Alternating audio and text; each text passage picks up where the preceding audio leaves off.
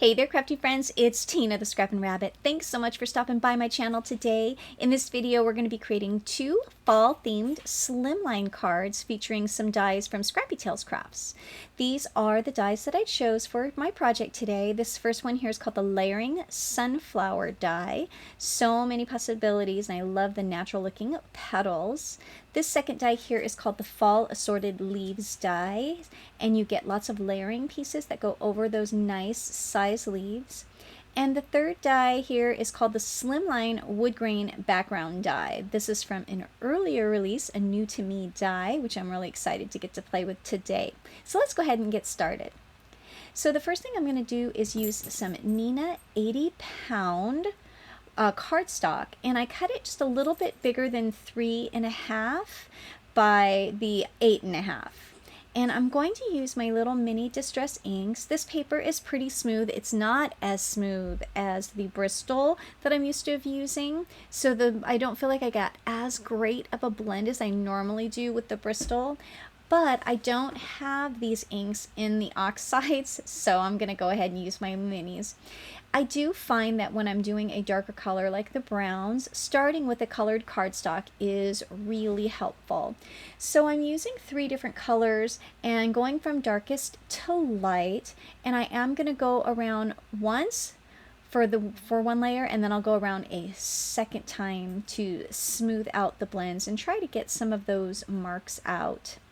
I do use different brushes when I use my distress inks versus my distress oxides. I use my daubers, my little sponge daubers, when I use my little minis here.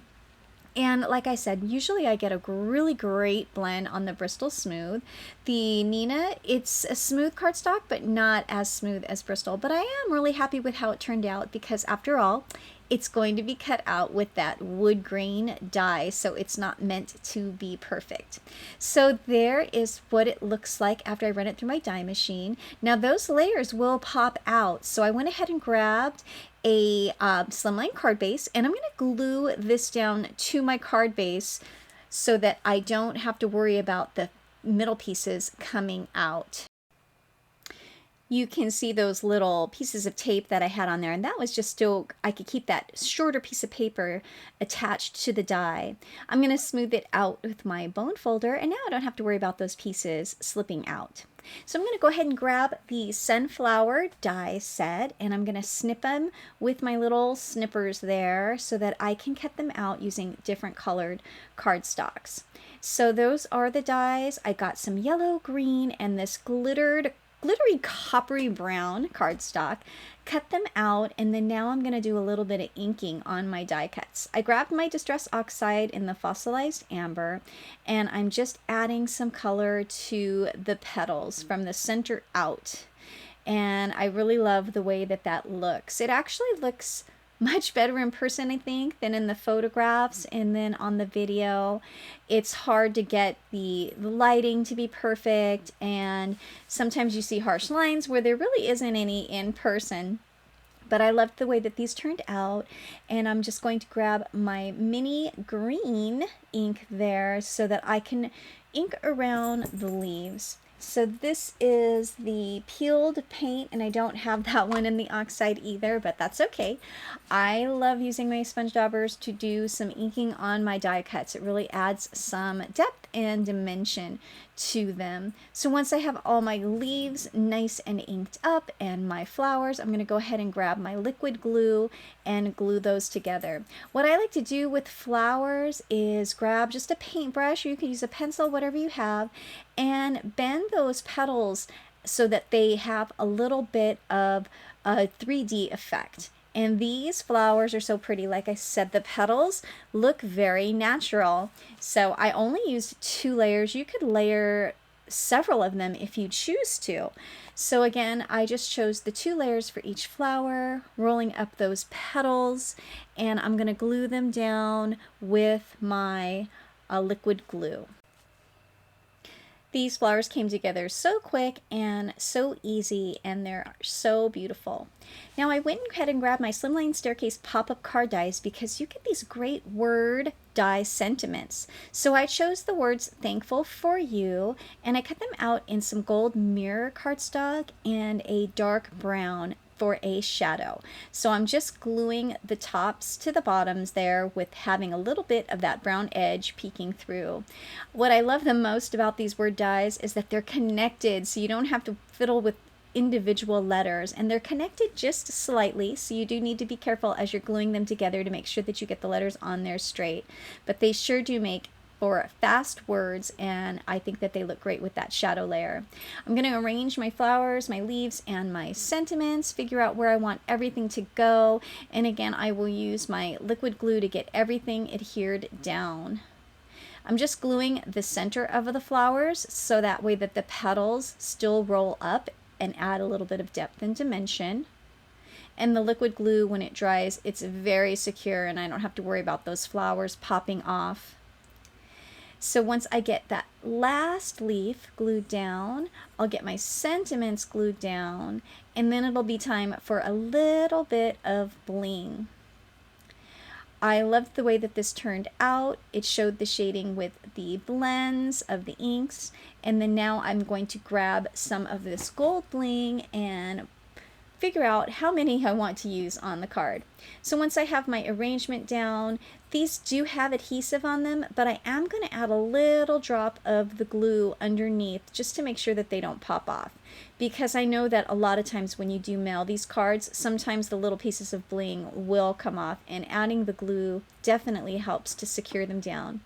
And that completes my first card. For my second card, I went ahead and grabbed the Fall Assorted Leaves die. I grabbed that same Nina cardstock and that glittery coppery brown and cut out a bunch of leaves and layering pieces. I went ahead and grabbed my oxides in the fossilized amber, the fired brick, and the spiced marmalade, and I'm using one of my softer blending brushes, and I'm just adding a little bit of color to that light brown colored Nina cardstock. It's really quick and easy. I do love the deeper colors in my mini distress inks. With the oxides, they blend so easy, but they do have a little bit of a lighter color, and it's just not as rich. But I still think that they turned out okay, and they also were a lot quicker to put together because of the oxides and the ease with the blending. So once I have all of my leaves colored up, I'm going to grab those glittered layering pieces and my liquid glue and adhere those onto the leaves. I'm trying to line them up because they actually do have the lines on the leaves, so I'm matching those little thin stems right onto the lines that are on there. And I just really think that they turned out so pretty. I loved the way that these look.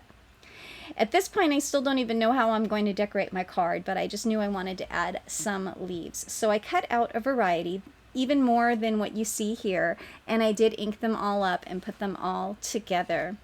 Once I have all of those pieces glued together, it's time to grab my card base and put together a design for this fall leaf themed card. I went ahead and grabbed my splatter box, and I'm laying my card in there with a little piece of paper just to kind of make the center not get splattered. I have this Ranger Perfect Pearls Mist in heirloom gold, so it's not a strong color, it's kind of iridescent, but it does add the perfect amount of sparkle and reflection when it's done. Look at how neat that looks, and I liked how I kept the center out and clear so that the sentiment will stand out. So I'm going to arrange my leaves around the edge of my card. And I know that parts of the leaves are going to be sticking out, but that's okay because I'm going to be trimming those. So I'll use my liquid glue, get each one of those leaves glued down. And once I have them all arranged, then I can grab my scissors and trim them. So I'm really excited about this Slimline wood grain background die because, like I said, it's new to me and I love making Slimline cards. And so I'm excited to get to use that for some fall themed cards. And you can use it for anything. And I went back and forth even if I should do some white backgrounds, which I think I might do in an upcoming video because I love the way that die looks. So now that I have all of my leaves glued down, I'm going to go ahead and grab my scissors and get those edges trimmed off. And that's a really good way to do it, so that way you can have some nice edges, and then you don't have to worry about trimming them in advance. They go exactly where you want them to go, and then the pieces just snip right off. This card came together pretty quickly, as well as the sunflower one, so I'm really happy about that.